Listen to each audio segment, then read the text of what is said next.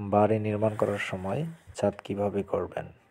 RCC ফাউন্ডেশনে আমরা pillar ঢালাই করার পর ছাদ করে থাকি, কিন্তু এই বাড়িটিতে একটু ব্যতিক্রম করা হয়েছে।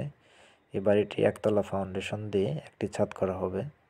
এখানে আমরা ইটের গাঁথুনির কাজগুলি সমস্ত শেষ করে ফেলেছি। যারা কম খরচের মধ্যে ইটের গাঁথুনির উপর বা আরসিসি পিলার করার পর যারা ইটের গাঁথুনি করে ছাদ দেবেন, তারা অবশ্যই এইভাবে কাজগুলি করতে পারেন।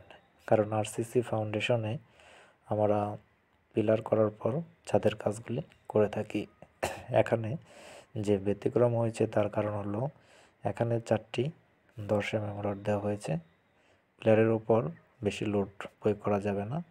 তার কারণে যেহেতু মাটির ভার বহন ক্ষমতা কম থাকার কারণে আমরা এখানে কম খরচের মধ্যে পিলার করা হয়েছে। এরপর ইটের গাঁথুনি করে আমরা ছাদের লোডগুলি যাতে সমস্ত ওয়াল এবং চারপাশে ছড়িয়ে পড়তে পারে, তার জন্য আমরা আরসিসি পিলার এবং ইটের গাঁথুনির কাজ শেষ করেছি।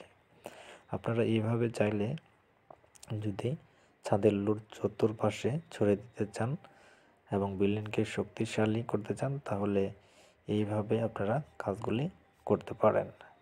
তা না হলে আপনার পিলার অনেকটা হার্ড করতে হবে।